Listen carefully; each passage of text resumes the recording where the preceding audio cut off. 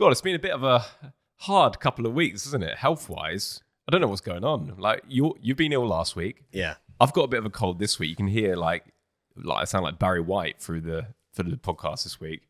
But yeah, it's been one of those. We had to cancel. It's been one of those Aprils. Yeah, man, I had to cancel the pod last week. I was just felt like I'd been hit by a brick.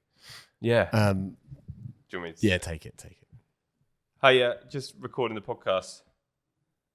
Is everything all right? All right, love you, mate. Yeah. It's been one of those weeks. Yeah, it has. Literally woke up Tuesday morning last week. Horrendous, like the manliest of man flu. That's what I keep saying. Manliest of man flu. Which I had to take a whole week off. Jake, I don't think I've taken a whole week off. No, I was going to say forever. Like it's been the first time since we've been running a business together where you've said no, I can't work this week. It's usually me. Yeah. Usually because I'm not ill. Yeah, not good. But we're back. I'm not 100%. I'm much better. Jesus Christ, much better. And looking forward to today's topic. Yes, so I thought we'd kind of dive into a few different topics today and just basically catch up because we haven't actually had a chance to properly catch up since you've been ill.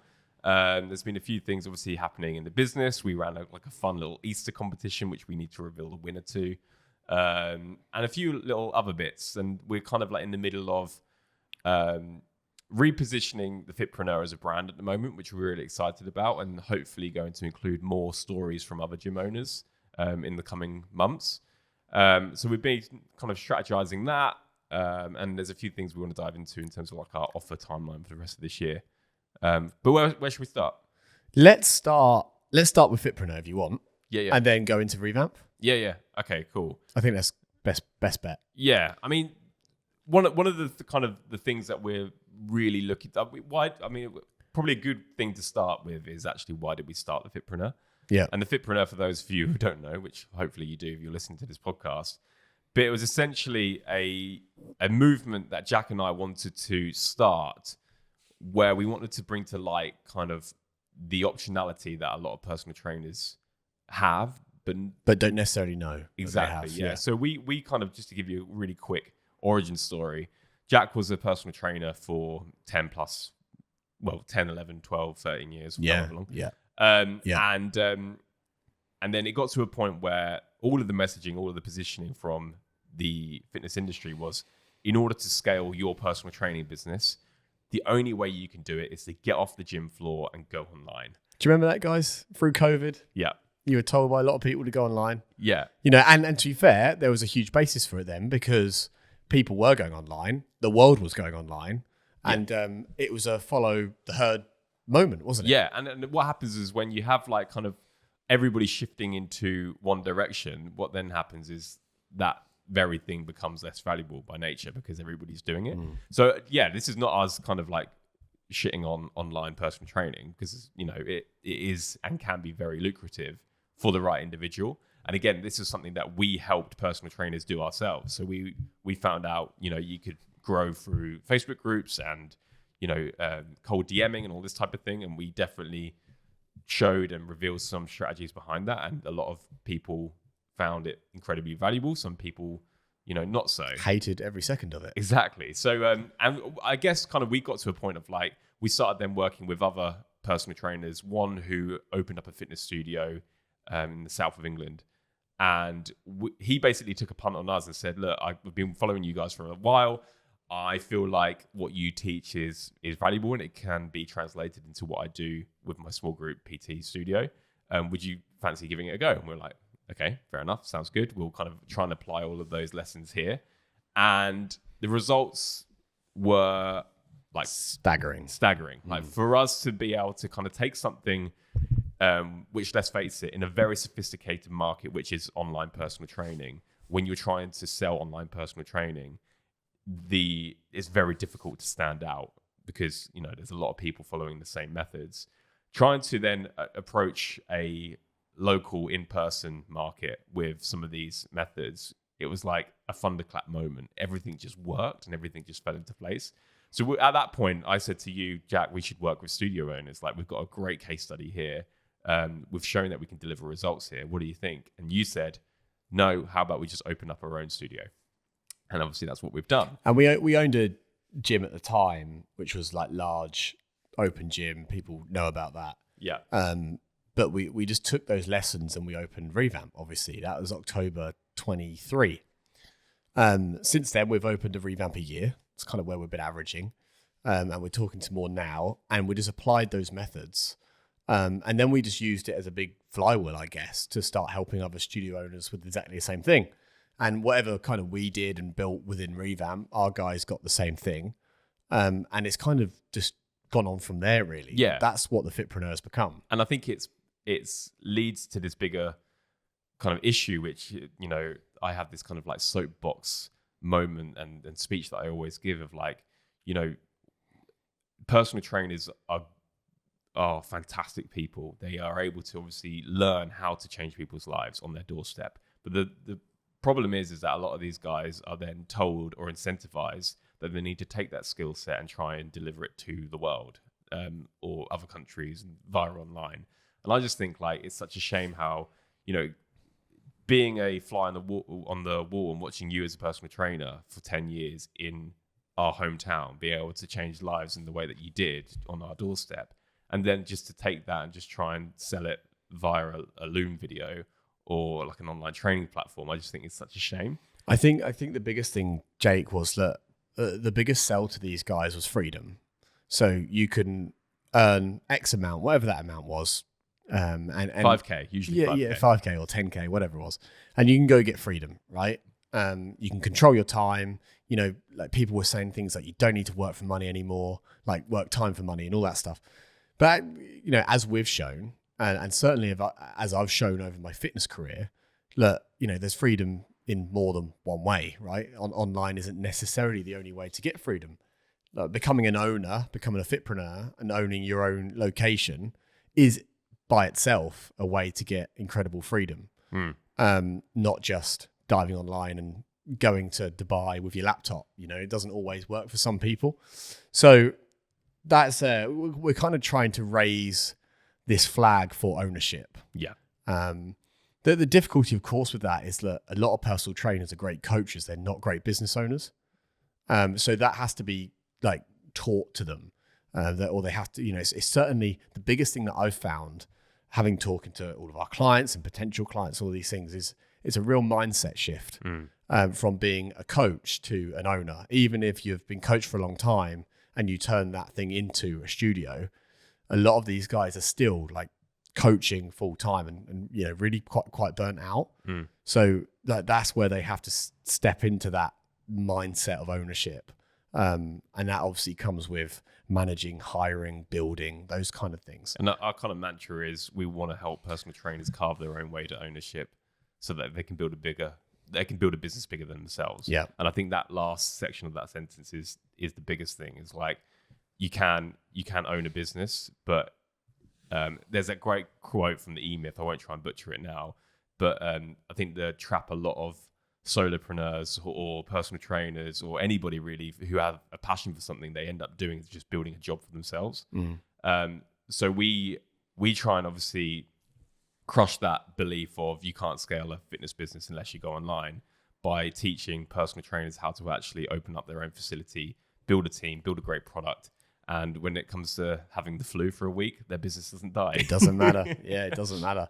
Like the book I'm reading at the moment talks about letting go of the vine and being like, I think that's what true ownership is. And that's when you know you've broken through into something which it can run without you and become something bigger when you decide to let go of that vine. Because a lot of trainers are still, you know, running studios and gyms, taking all 40 sessions on the timetable and having no time for things that they really want to have time for. And that's because they're just holding onto that vine so tightly just because they're scared, because they're fearful. Well, I've got here the actual quote, Michael Gerber. If your business depends on you, you don't own a business. You have a job, and it's the worst job in the world because you're working for a lunatic. Yeah, it's a great quote. I think that's basically a very long-winded way of saying that we want to be able to... Our way of trying to get this message out there and build this movement is by showing other examples that aren't just us. So talking to other gym owners, studio owners, people that have gone out there and done this and sharing what they've learned along the way and doing that wrapped into this brand, which we hopefully will have plenty of you listeners following along with. Yeah. So guys, there you go. If you're listening to this right now, you're thinking about wanting to build your own location, or you're in your own location and taking 100% of the fulfillment and quite exhausted, let go of the vine, because there's some huge opportunity there. That's for sure. But what do you want to dive into, Jake? Do you want to dive into Revamp? Yeah, let's dive into Revamp. I want to talk about our offers for the rest of this year. So one of the things we did at the beginning of this year was map out our campaigns. And we did that actually on the podcast. I think if you listen back to the start of the year, we did an episode on it. But one thing we're realizing at the moment is that we need to have very clear boundaries and dates attached to any seasonal offers that we're running. Reason being is something we're experiencing at the moment, and having talked to other studio owners, it's very similar, where lead cost is actually rising at the moment. CPA, cost per acquisition, is going up.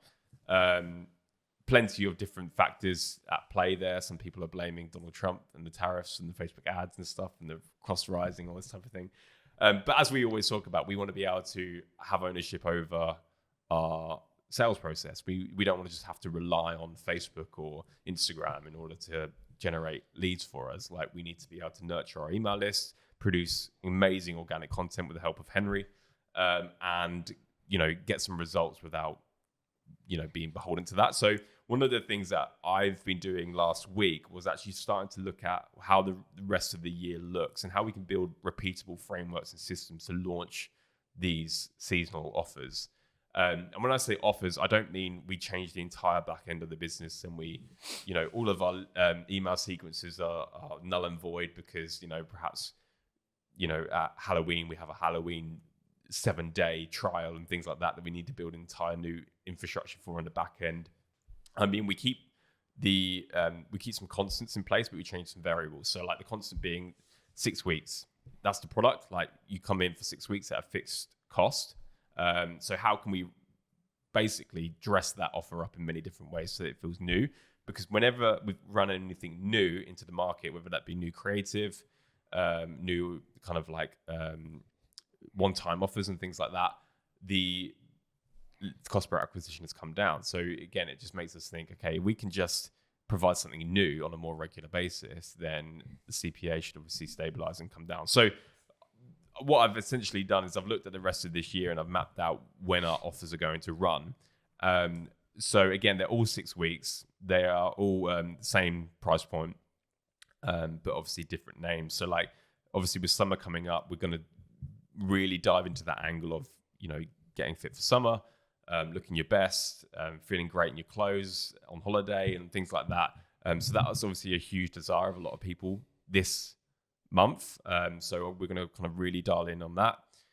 As we obviously move closer to September, we obviously have the whole angle of, kids are back to school. Everything's kind of getting back to how it should be. The holidays are now over. Like, I now need to kind of make them the most of the rest of the year. So we're going to dive into that.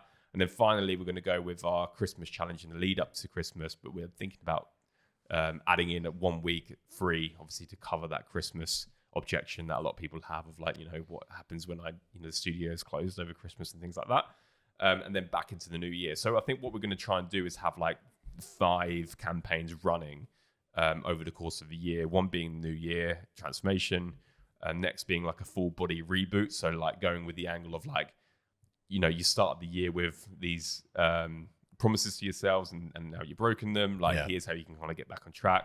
Then we move into the 6-week summer program. Then obviously back to your best challenge at the end. And finally with a 6-week Christmas challenge where they get 1 week free over Christmas. So that's kind of like how we're mapping them all out. But then the problem with those campaigns is because we want to limit the time on them, we don't want to run a Christmas campaign from October, for example. There's going to be breaks in between that we need to fill. So I thought a great way of doing that is almost have these which are front facing that require paid advertising, and we can really build up to them, and we can add a deadline, we can add urgency, scarcity, all that type of thing. But then I thought throughout the year we could fill the gaps with like these mini campaigns that we run, maybe even exclusively to our email list or to our clients, for example. So, or using like incentives like we've used before. Yeah. So like very quick ideas, like winners thrown in here again, which we'll try all of this stuff out and we'll give you guys the results of it as and when they come in. But like, we did a gift voucher giveaway about a month or so ago, which worked really well, which was, the first 5 people to book a consultation and sign up get a £100 gift voucher for a local restaurant. And like those little things take very little time to set up. All it is like a free email campaign, send it out, and then people are like, okay, yeah, I've been on the fence, but now they're giving me a £100 voucher. I'm going to just go and do it. So it helps kind of like get people over the line. There's other things that we're going to try and do, like a referral drive. We've always talked about referrals. We've always kind of mentioned it to clients, but we've never actually done like a competition around referrals or like a leaderboard, which I think would be a really good idea. And then I thought having like quarterly body composition days where we talked about this in the previous pod, where we talk about reframing the consultation so it feels more valuable, but actually having a appointment calendar open, one Sunday every 3 months, where it's like in and out, 15 minutes, you get your body composition results, you get your metrics, you get all of that sent to your phone, you get your, metabolic age and things like that, which I think people are really interested in. So we can kind of run that every quarter to our email list and have limited spots available. And then all you would need to do, or whoever the coach is, the studio manager is at the studio who is facilitating those body comps, can just easily give them a one-time offer to sign up to the 6-week challenge. There and then. So that's kind of like the idea.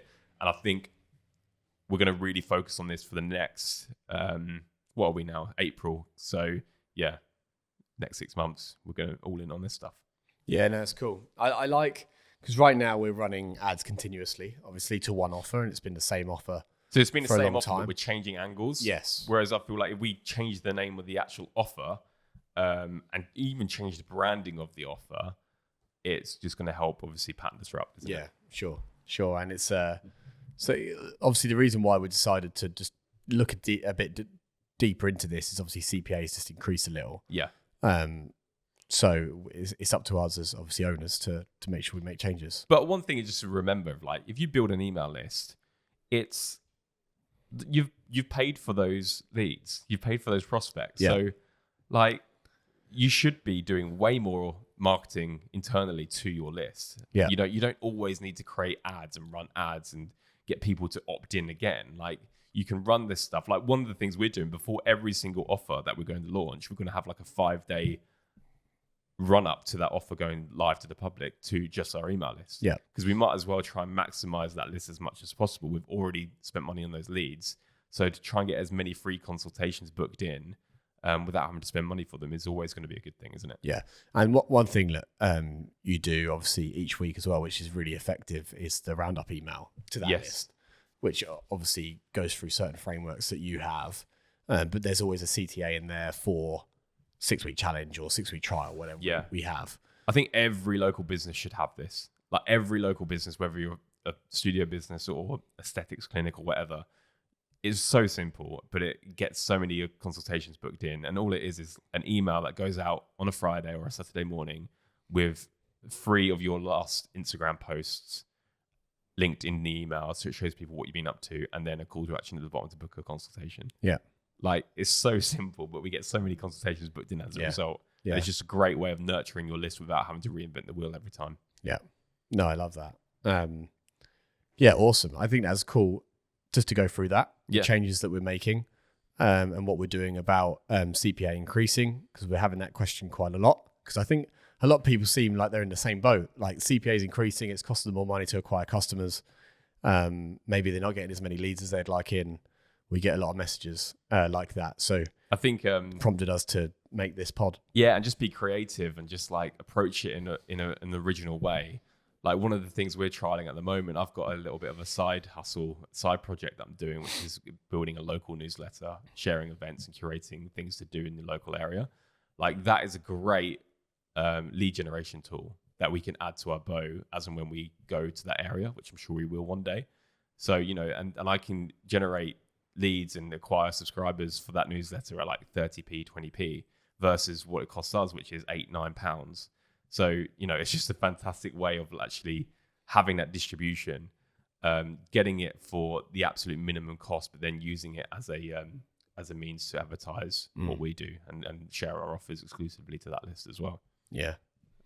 But yeah, I We had a big bit at the beginning about why we're doing the Fitpreneur. We talked about our offer timeline. I don't know if there's really anything else we want to dive into. No. I'm pretty happy. I think we've gone through the main 2 points. Cool. Well, I hope you feel better soon. Yeah, I need to. Yeah. I'm glad. I feel like, what is it, like Putin and everyone like sits miles away from each other. I'm glad we did this topic today because I didn't have to talk much. So absolutely ideal.